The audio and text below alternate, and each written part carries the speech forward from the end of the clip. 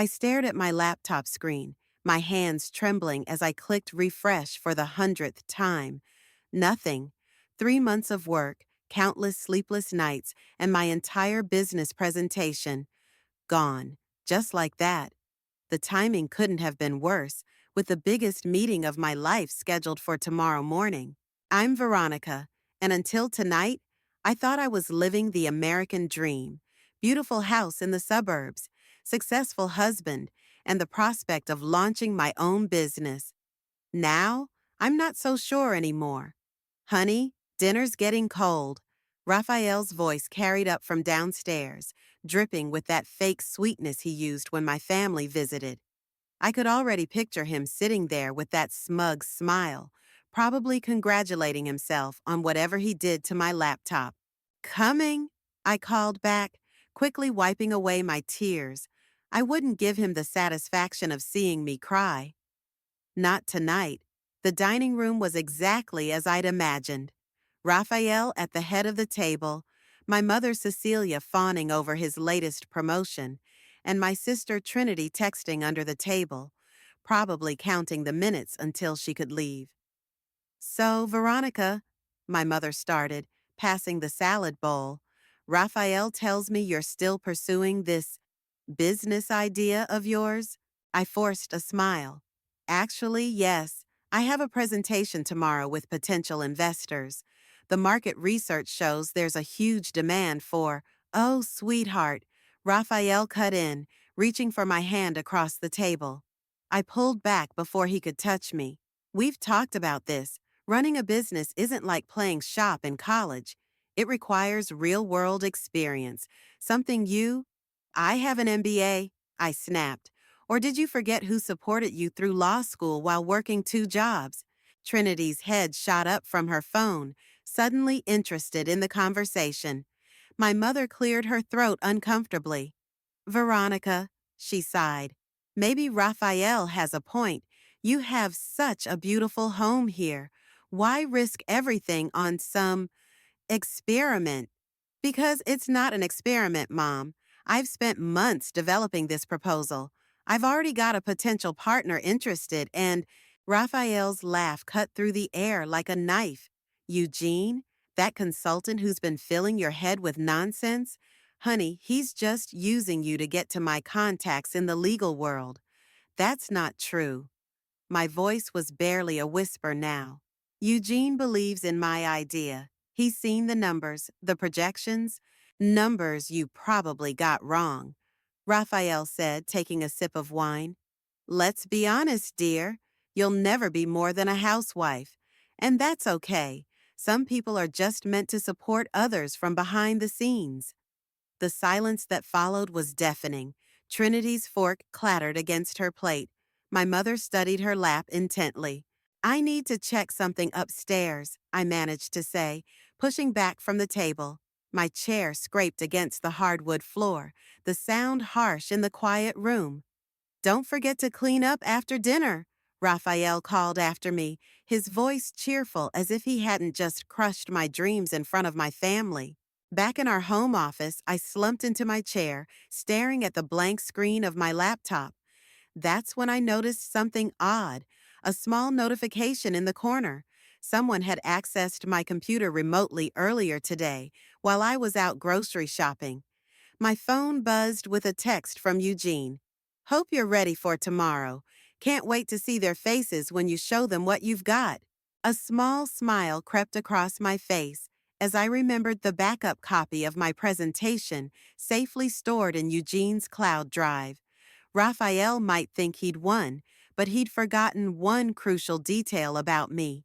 I always have a plan B. The sound of dishes clinking downstairs reminded me that the night wasn't over. I had to go back down there and pretend everything was fine. Play the role of the dutiful wife one last time. Tomorrow, though? Tomorrow would be different.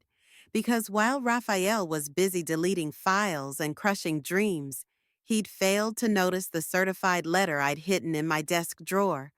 The one from the bank, approving my secret business loan. I touched the drawer handle, feeling the weight of that letter inside. You're right about one thing, dear husband, I whispered to myself. I'll never be just a housewife again. My phone buzzed once more, this time a message from Layla. Everything set for tomorrow? Need me to pick you up? I typed back quickly. Yes, it's time. The sounds of my family's voices drifted up from below, my mother's laughter mixing with Raphael's confident tone. They had no idea what was coming. Sometimes the best revenge isn't served cold. It's served in a boardroom with a PowerPoint presentation and an ironclad business plan. I straightened my shoulders and headed back downstairs. I had dishes to wash and a performance to maintain. For now. Get in, loser. We're going business crushing, Layla announced as I slipped into her car at 6 a.m., careful not to wake Raphael. She took one look at my face and her smile dropped. Oh, God, you've been crying. I haven't slept, I admitted, clutching my emergency makeup bag. Every time I closed my eyes, I kept seeing Raphael's smug face when he asked if I'd backed up those important files last night. Layla pulled into the nearest Starbucks drive-thru. Okay, first, we need caffeine. Then we're going to talk about how we're going to make your husband eat his words. 20 minutes later, we sat in her parked car outside Eugene's office building, steam rising from our coffee cups. I told her everything, the deleted presentation, the family dinner, the hidden loan approval. What a complete ass, Layla muttered. But you know what?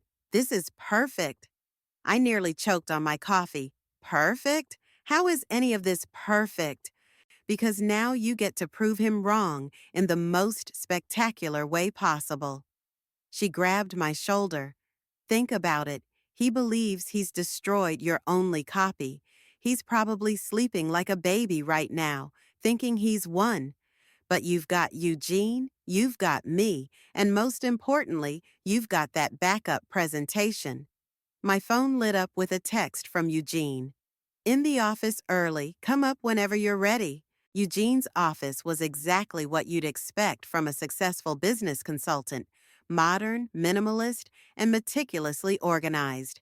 He was already pulling up my presentation when we walked in. Ladies, he greeted us, then pointed to a garment bag hanging by his desk. Veronica, I hope you don't mind, but I had my assistant pick up something for you. Inside was a crisp black power suit that probably cost more than my monthly grocery budget. Eugene, I can't. You can and you will, he cut me off. Today isn't just about your business proposal. It's about making a statement. While I changed in his private bathroom, I could hear Layla and Eugene discussing strategy through the door. The investors will be looking for any sign of weakness, Eugene was saying, especially since she's a woman, Layla finished. Since she's married to Raphael Whitney, Eugene corrected. His reputation in the business community is complicated. I emerged from the bathroom feeling like a different person. The suit fit perfectly, and with Layla's help, I'd managed to hide any evidence of my sleepless night. Now, Eugene said, pulling up my presentation on his large monitor, let's review one last time. The investors will be here in 2 hours. We went through every slide, every number, every potential question. Eugene played devil's advocate, throwing the hardest questions he could think of at me. Layla took notes, occasionally suggesting tweaks to my delivery. Remember, Eugene said as we wrapped up, these people aren't just investing in your business idea. They're investing in you. My phone buzzed. A text from Raphael. Hope you're not too disappointed about the presentation. Maybe this is a sign to focus on what you're good at. I'll take you shopping later to cheer you up. Layla read the message over my shoulder and made a disgusted noise. Oh, you're going shopping, all right. For office space after you nail this presentation. Speaking of which, Eugene interrupted, checking his watch. They're here, early. Through the glass walls of Eugene's office, I could see a group of serious-looking people being led to the conference room. My heart started racing. Breathe, Layla commanded, adjusting my jacket. You've got this. Wait, I said, suddenly remembering something. I pulled out my phone and typed a quick reply to Raphael. You're right. This is exactly the sign I needed. What was that about? Eugene asked as we walked toward the conference room. I smiled, feeling calmer than I had in months. Just agreeing with my husband for the last time. Before opening the conference room door, I turned to my friends. Thank you both. I couldn't have done this without you. Save the thanks for after, Eugene said with a wink. Right now, go show them what a housewife can do. As I walked into that conference room, head held high, I felt something shift inside me. Raphael might have deleted my files, but he'd also deleted any doubt I had about leaving him. He thought he was clipping my wings, but instead, he'd pushed me out of the nest. And now I was ready to fly. The lead investor stood up as I approached, hand extended. Mrs. Whitney, we've heard interesting things about your proposal. I shook his hand firmly. Please, I said, my voice steady and clear. Call me Veronica. Shall we begin? The house was dark when I got home that evening, except for the soft glow from Raphael's home office. I found him there, nursing a whiskey, his laptop open to my company's newly registered website. How did you do it? He asked without looking up. His voice was quiet, dangerous. I set my briefcase down deliberately. Do what, dear? The presentation you deleted? Or securing $3 million in startup funding? He slammed his glass down. Don't play cute, Veronica. I checked your laptop myself. Everything was gone. You checked my laptop, I agreed, leaning against the doorframe. But you forgot about the cloud drive Eugene set up for me last month. The one you called unnecessary when I mentioned it? Raphael stood up so quickly, his chair rolled back and hit the wall. Eugene, of course. That manipulative bastard's been trying to get his hands on my contacts for months. Is that really what you think this is about? Your contacts? I pulled an envelope from my briefcase and tossed it onto his desk. Maybe you should worry less about Eugene and more about this. He didn't touch the envelope. What is it? The beginning, I said simply. Open it. The paper crinkled as he pulled out the document. His face went from angry to pale in seconds. You're selling the house? Already sold it, actually. We close next week. You can't do this, he sputtered. This is our home. You need my permission. Check the deed, Raphael. Remember when you insisted I put it in my name only? Something about protecting your assets in case of a lawsuit? I smiled sweetly. Funny how things work out, isn't it? He crumpled the paper in his fist. This is because I deleted your little presentation? Grow up, Veronica. I was trying to protect you from embarrassing yourself. No, I said, my voice sharp enough to make him flinch. You were trying to control me, like you've controlled everything else. Our finances, my friendships, what I wear, what I eat. I've given you everything, he shouted. This house, your comfortable life. What more do you want? My phone buzzed. A text from Layla. Contracts are signed and filed. You're officially a CEO, boss lady. What I want, I said, showing him the message, is what I just got. My own company, my own money, my own life. Raphael's laugh was ugly. A company, please? You'll run it into the ground within months. Then what? You think Eugene will still want you around when you're broke and desperate? You know what's interesting? I moved closer, watching him back up against his desk. The investors didn't just love my idea, they loved my experience. Apparently, managing household finances for a controlling husband teaches you a lot about budgeting. And dealing with your tantrums? Great practice for difficult client negotiations. You're making a mistake, he warned. Without me, without you, I just secured $3 million in funding. Without you, I have a team of 20 people starting next week. Without you, Raphael, I'm finally becoming who I was always meant to be. He grabbed my arm as I turned to leave. You're my wife, I jerked away. Not for long. Check the second page in that envelope. His hands shook as he smoothed out the crumpled paper. The divorce papers fell to the floor. You'll never survive on your own, he said, but his voice had lost its edge. You need me? My phone buzzed again. Eugene this time. Office space is ready whenever you are. Keys at reception. That's where you're wrong, I replied, picking up my briefcase. I don't need anyone who thinks they need to break me to keep me. Where are you going? He sounded almost scared now. To my new office. I have a company to run. I paused at the door. Oh, and Raphael, you have 30 days to find a new place. I'd start packing if I were you. As I walked to my car, I heard something crash in his office, probably that whiskey glass meeting the wall. But for the first time in years, his anger didn't frighten me. It felt like freedom. My phone lit up with a message from Trinity. Mom told me what happened with the presentation, but I just saw your company announcement online. Holy shit, sis, you actually did it. I smiled as I typed back. Actually, I'm just getting started. The night air was cool on my face as I drove toward my new office building. Tomorrow, I'd deal with the fallout. Tomorrow, I'd face the reality of dismantling my marriage and rebuilding my life. But tonight belonged to victory. And somewhere in my purse, that envelope held one more surprise for Raphael. Bank statements showing exactly how much I'd managed to save, while he thought he controlled all our money. Because sometimes the best revenge isn't just about winning. It's about being 10 steps ahead while they think you're standing still. You met Eugene at a coffee shop? Trinity asked, helping me unpack boxes in my new office. That's suspiciously normal. I laughed, arranging photos on my desk. Where did you think I met him? Some secret underground business rebellion? Knowing you? Maybe.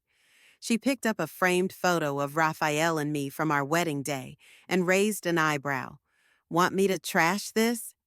Keep it, I said. It's a reminder of why I'm here. The door opened, and Eugene walked in carrying 2 cups of coffee from the same shop where we'd first met 8 months ago. Your 9 o'clock canceled, he announced, handing me a cup. But I brought something better. Remember that startup we discussed last week? Their CEO wants to meet. Trinity watched our exchange with interest. So, this is how it happened? Coffee shop meetings and secret plans? Eugene settled into one of the visitor chairs. Actually, your sister saved my life that day. Literally. Eugene, I warned, but he was already launching into the story. Picture it, me, choking on a blueberry muffin. Your sister spots me turning blue, jumps up, performs the Heimlich maneuver. Then, while I'm catching my breath, she hands me her business card and says, "Looks like you could use some risk management expertise." Trinity finished, laughing. That's so Veronica. It was a terrible pitch, I admitted, but it worked. Because it was genuine, Eugene said, which is exactly why the investors loved your presentation yesterday. Speaking of which, he pulled out his tablet. The contracts are ready for final review. Trinity's phone buzzed. She checked it and frowned. It's Mom. Raphael's been calling her all morning, telling her you've lost your mind. Of course he has, I sighed. What did she say? She wants to have dinner, all of us, tonight. Eugene stood up. I'll leave you to family matters. But Veronica, remember what we discussed. Sometimes the hardest part isn't starting over. It's dealing with the people who don't want you to. After he left, Trinity helped me finish unpacking in silence. Finally, she spoke. You know what Mom's going to say, right? That I'm throwing away a perfect marriage? That I'm being selfish? I pulled out the last item from my box, my old business school textbook, with notes scribbled in the margins from years ago. Maybe I am selfish, but I'm done apologizing for wanting more than what Raphael thought I deserved. Did you ever tell Mom about the money? How he controlled everything? Would it matter? She still thinks a husband providing everything is the dream. I opened my laptop, showing her the company's financial projections. But look at this. In 6 months, we're projected to break even. In a year, we could be looking at serious profit. Trinity whistled. And Raphael has no idea you've been planning this? He thought all those late night study sessions with Eugene were just me playing at business. I smiled grimly. He never bothered to check what I was actually learning: market analysis, investor relations, startup management. My phone lit up with a message from Layla. Moving truck confirmed for tomorrow. Ready to say goodbye to that house? You're really doing this, Trinity said, reading over my shoulder. Moving out, starting fresh. Want to know the best part? I pulled up a banking app on my phone. Remember all those shopping trips Raphael complained about? Every time he checked the credit card statement and lectured me about spending? Her eyes widened at the savings account balance. Holy shit. Returns. I'd buy designer clothes, keep them pristine, return them the next day. The refunds went to a separate account he didn't know about. That's brilliant and slightly terrifying. She hugged me suddenly. I'm proud of you, sis, and I'll be there tonight at Mom's. You shouldn't face them alone. My phone buzzed again, this time an email from our first potential client. Want to see something cool? I asked, pulling up their proposal on my laptop. This is what $3 million in funding looks like in action. Trinity leaned over my shoulder, reading. Wait, this is real? You're actually going to transform how small businesses handle risk management? Yes. I closed the laptop. And the best part? Our first client meeting is tomorrow morning, in the same building where Raphael's law firm has their offices. You didn't. Top floor, corner office. The one he always said he'd have someday. I smiled. Turns out it has an amazing view. Trinity shook her head, laughing. You know what? Skip Mom's dinner. Let's celebrate instead. You, me, Layla. Let's show this city what a housewife can do. Looking around my new office, at the life I'd built while everyone thought I was just playing pretend, I felt a surge of pride. You know what? You're right. Let's celebrate. Because sometimes the best revenge isn't just about proving them wrong, it's about proving yourself right. He's here, Layla hissed, peeking through the boardroom blinds. Third row in the audience, looking like someone stole his favorite toy. I smoothed down my blazer, trying to keep my hands from shaking. The quarterly business conference had seemed like the perfect venue to launch our company's new initiative, until I spotted Raphael in the crowd. Good, Eugene said, adjusting the microphone setup. Let him watch. Nothing says success like presenting to a room full of industry leaders while your ex sits in the audience. Soon to be ex, I corrected, checking my presentation notes one last time. The divorce isn't final yet. The conference organizer poked her head in. 5 minutes, Ms. Veronica. I caught my reflection in the window. Power suit, perfectly styled hair, the confidence I'd been faking until it became real. Raphael's voice echoed in my head. You'll never be more than a housewife. Ready? Eugene asked, holding the door open. The conference room was packed. Investors, business owners, and industry analysts filled every seat. And there, just as Layla had said, sat Raphael, his face a mask of careful indifference. Good morning, I began, my voice steady despite my racing heart. 6 months ago, I was told I'd never succeed in business. Today, I'm here to show you how wrong that assumption was. The presentation flowed better than any rehearsal.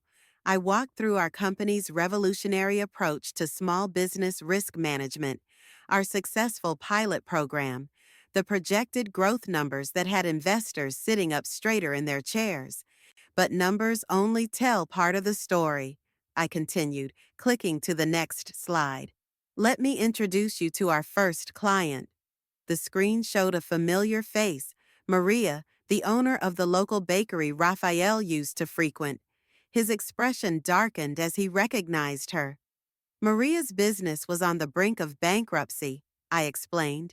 Traditional banks wouldn't help, but we saw potential where others saw risk. Today, her revenue has tripled. Questions came rapid fire after that. With each answer, I could see Raphael's composure cracking. He hadn't expected this, the polished businesswoman commanding the room, the impressed nods from his peers, the way Eugene and I seamlessly tagged each other in responses. Then came the question I'd been waiting for. Your growth is impressive, a senior investor said, but why should we believe you can maintain it? I smiled, clicking to my final slide. Because of this, the screen showed a contract, the one I'd signed that morning. We've just acquired our biggest competitor in the small business sector. As of today, we're the leading provider of alternative risk management solutions in 3 states. The room erupted in murmurs. Raphael stood abruptly, but found himself blocked by Eugene, who'd casually positioned himself at the end of the row. And that's just the beginning, I continued. We're not just helping businesses survive, we're helping them thrive, because everyone deserves a chance to prove their worth, regardless of what others might think. The applause was deafening. As people crowded around to exchange cards and shake hands, I caught glimpses of Raphael trying to push through the crowd. But every time he got close, someone else stepped in with questions or congratulations. Incoming, Layla warned, appearing at my elbow. Your mother and sister just arrived. I turned to see them standing in the doorway, Trinity beaming proudly, my mother looking shell-shocked. That was impressive, Mom said carefully. I had no idea you were capable of being more than a housewife. I finished for her. Neither did Raphael. Speaking of whom, he finally broke through the crowd, his face flushed with anger or embarrassment or both. Using my own client against me? He hissed. Maria was my customer for years, until you dropped her case because it wasn't profitable enough, I replied calmly. Funny how that worked out. This isn't over, he warned, but his threat fell flat as another group of investors approached us. Ms. Veronica, one called out, we'd love to discuss expansion opportunities over lunch. I smiled at Raphael. I'm sorry, dear, but I have a business to run. I'm sure you understand. Being so experienced and all. As he stormed out, I heard Trinity whisper to our mother, Still thinks she's making a mistake? Mom watched Raphael's retreating back, then looked at the crowd of professionals eagerly waiting to speak with me. No, she said quietly. I think I'm the one who made the mistake. I should have believed in her sooner. Eugene appeared with a stack of business cards. Ready for lunch? We have 3 potential investors waiting.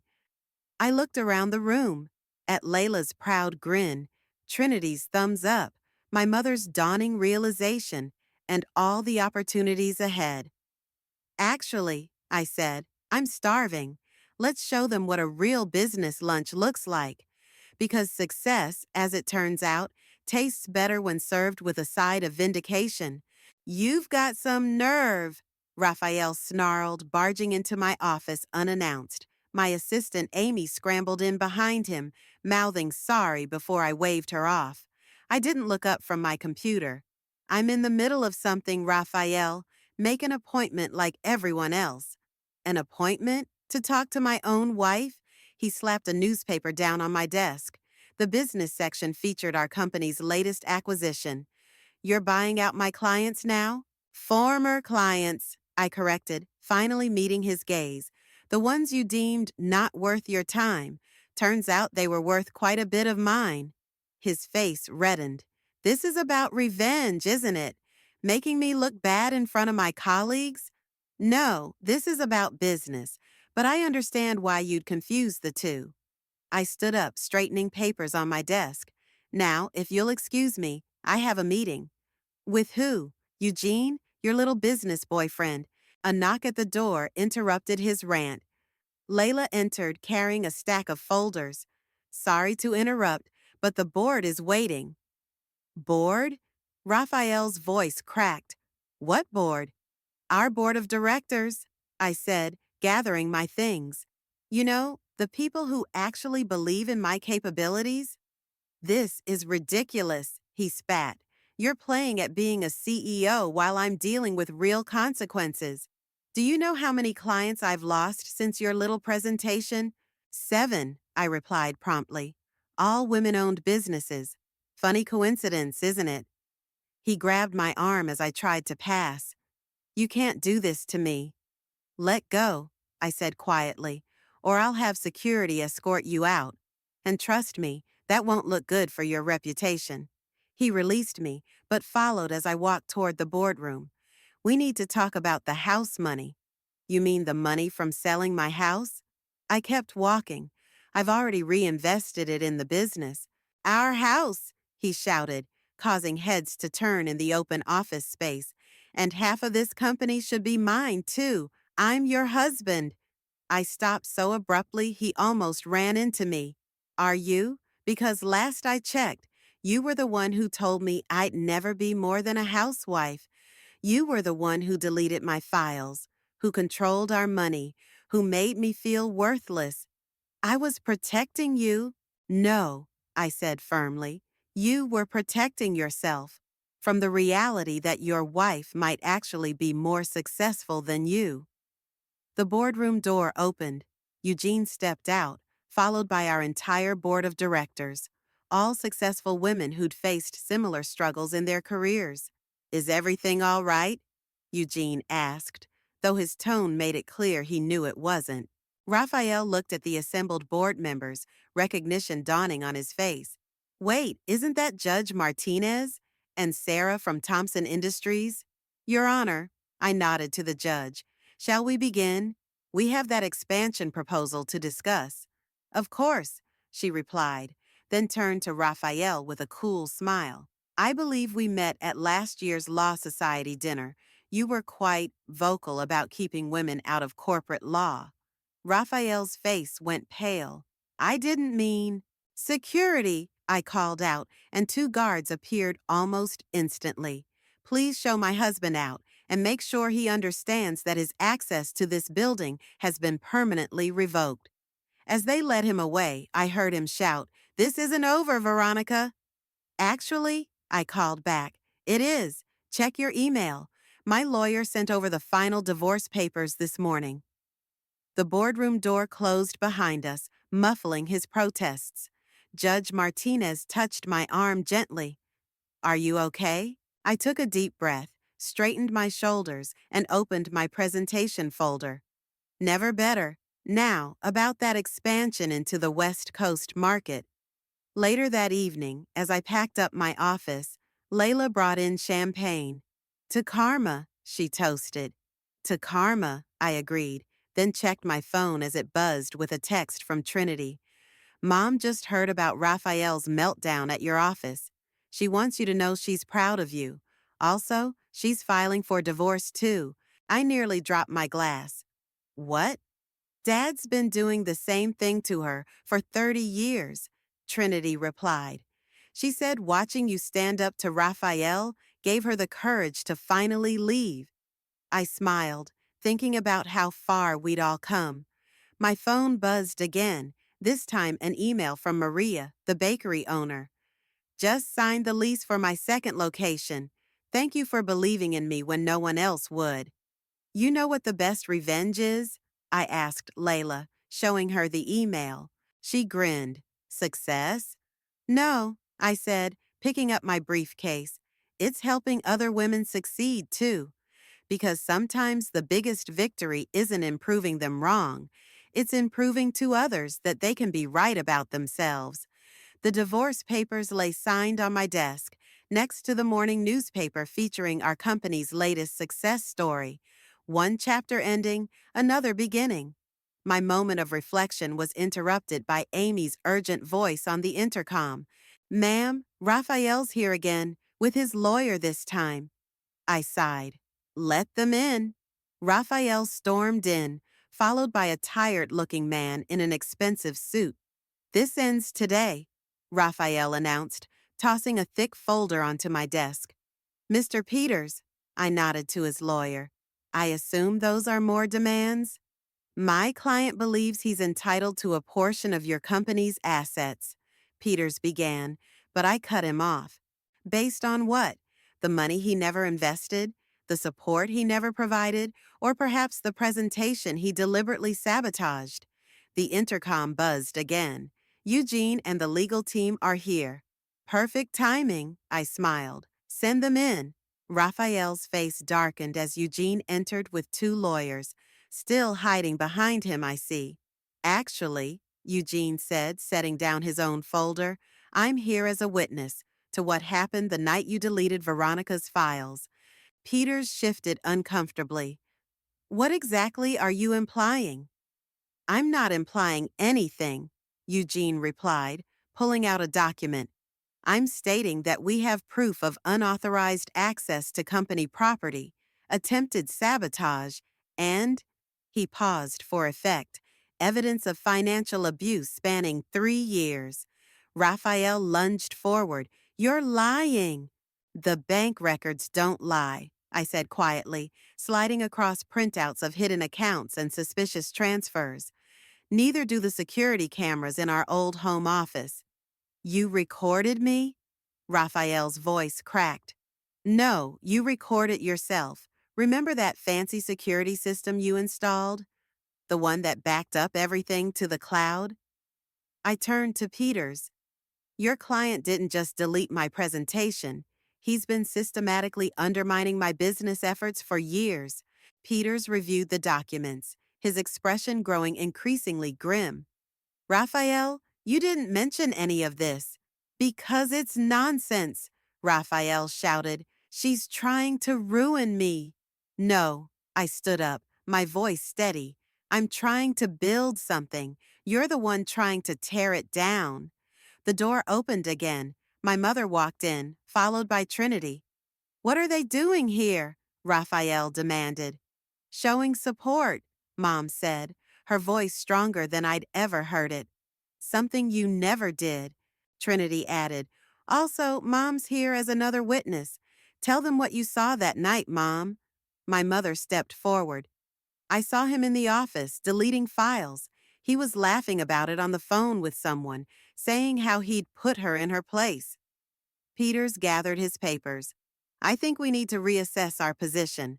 You can't be serious, Raphael protested. Your wife, Peters caught himself. Ms. Veronica has built this company legally, with documented funding and proper procedures. Meanwhile, you've left quite a paper trail of attempted sabotage. If you pursue this, one of my lawyers added, we'll be forced to file counterclaims. The evidence of financial abuse alone? Raphael's face went from red to white. You wouldn't. Try me, I said softly. You taught me well, remember? About protecting assets, documenting everything, always having a backup plan? Eugene stepped forward. There's an easy way to end this. Sign the divorce papers as is, drop all claims to the company, and we'll keep the evidence of your activities private. You're blackmailing me? No, I corrected. I'm offering you a dignity-saving exit. Take it. The room fell silent as Raphael looked from face to face, searching for an ally and finding none. Finally, Peters touched his arm. Sign the papers, Raphael. This isn't a battle you can win. With trembling hands, Raphael picked up a pen. Each signature seemed to physically pain him. We're done here, Peters announced, gathering the papers. My client won't trouble you again. As they turned to leave, I called out, Raphael. He paused at the door. Thank you, I said. For what? He spat. For underestimating me. It was the motivation I needed. After they left, my mother hugged me tight. I'm so sorry I didn't see it sooner. You see it now, I said, returning her embrace. That's what matters. Eugene cleared his throat. Not to interrupt, but we have that investors meeting in 10 minutes. They're very interested in our expansion plans. Trinity grinned. Go on, sis. Show them what a housewife can really do. As I gathered my presentation materials, I caught my reflection in the window. The woman staring back wasn't just a survivor. She was a warrior, a leader, a force to be reckoned with. Ready? Eugene asked. I smiled, thinking of all the women out there facing their own Raphaels, needing someone to believe in them. More than ready, I replied. We've got work to do. Because sometimes the best revenge isn't just about winning, it's about changing the game entirely.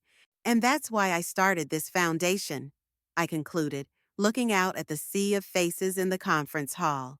Because success means nothing if we don't lift others up along the way. The applause was thunderous.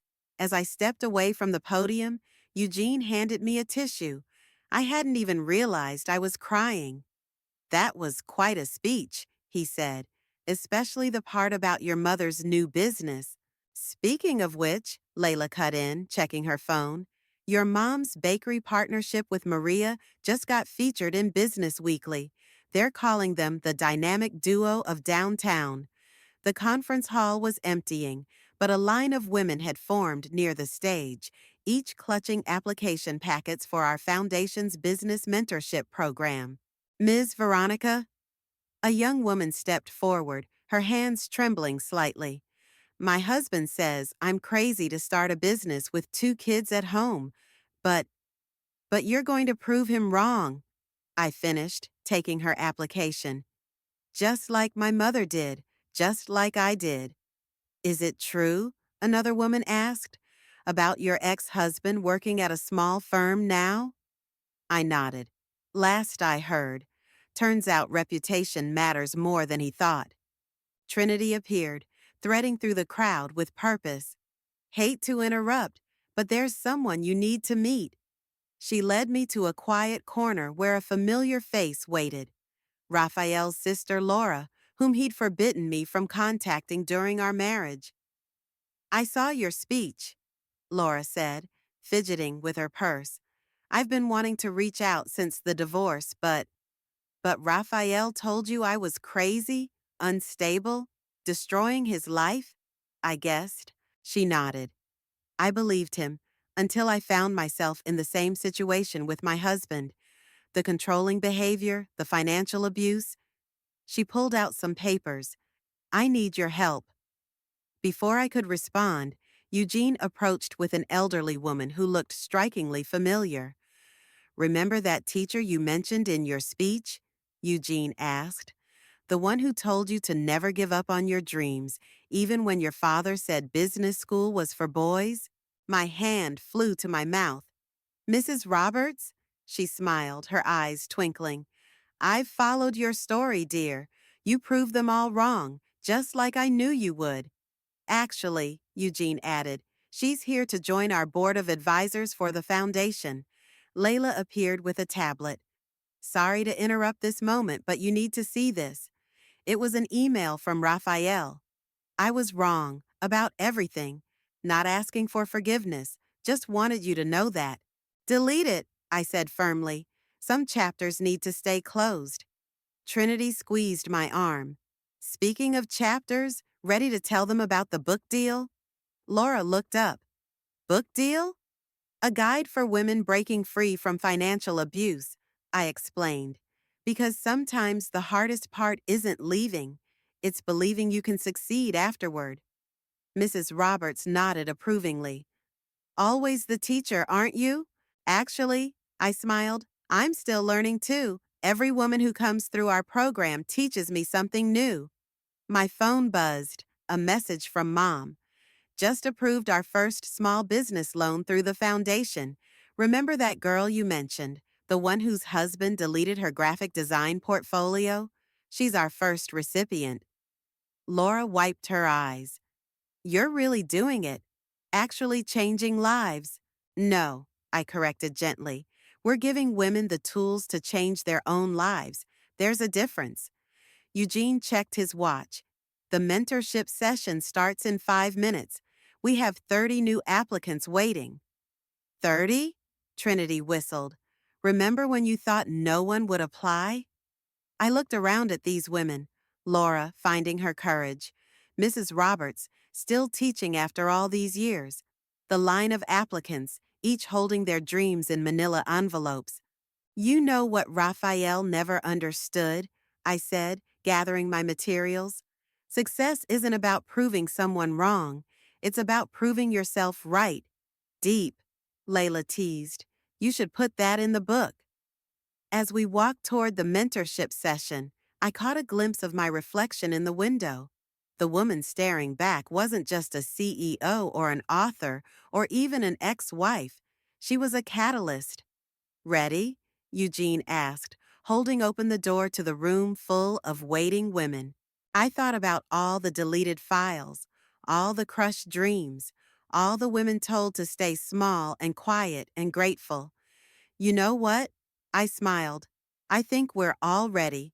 Because sometimes the best ending isn't about getting revenge or even finding success. It's about building a ladder and helping others climb up behind you.